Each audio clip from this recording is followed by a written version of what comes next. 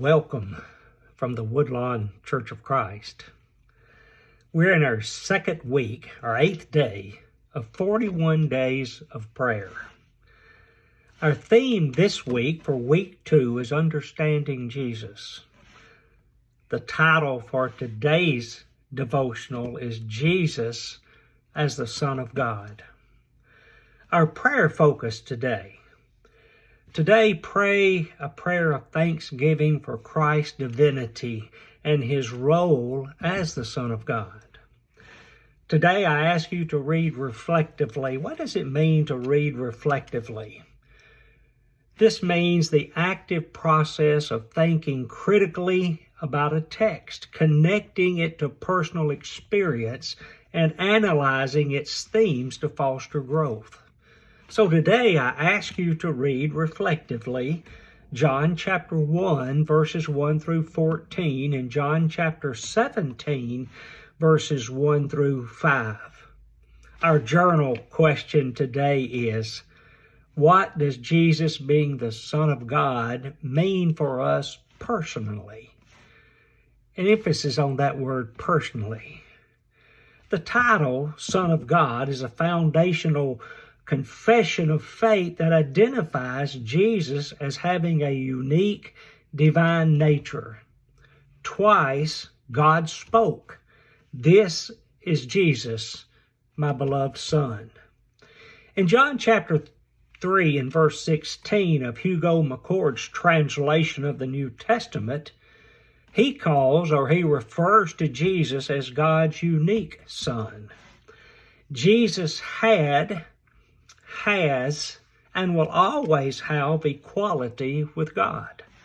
The title signifies that Jesus is of the same nature as the Father, meaning that he is fully God.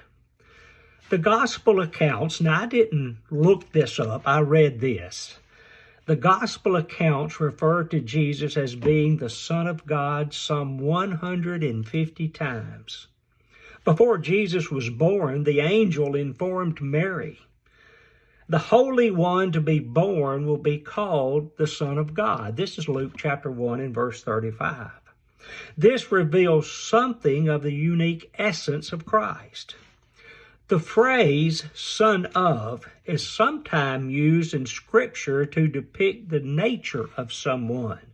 An example of this is Mark chapter 3 and verse 17 and John chapter 17 and verse 12. Jesus is described as the Son in the Old Testament prophecy. Psalm 2 and verse 7 and Hosea chapter 11 and verse 1. God himself acknowledged Jesus as his Son, mentioned a moment ago. Twice he did this in Matthew chapter 3 and verse 17 and Matthew chapter 17 and verse 5. And based upon undeniable evidence, the disciples recognized Christ as God's Son, Matthew chapter 16 and verse 16. Some of the Lord's enemies, the centurion or centurions, ever how many there was, even recognized Jesus' divine sonship. That's Matthew chapter 27 and verse 54. In Jesus' prayers, in Matthew chapter 11 and Mark 14, John chapter 11 and John chapter 20, in Jesus' prayers, he referred to God as my Father, or the text says his Father. Jesus claimed that God was his own Father in a unique sense in John chapter 5 and verse 18. Jesus was, is, and always will be the Son of God.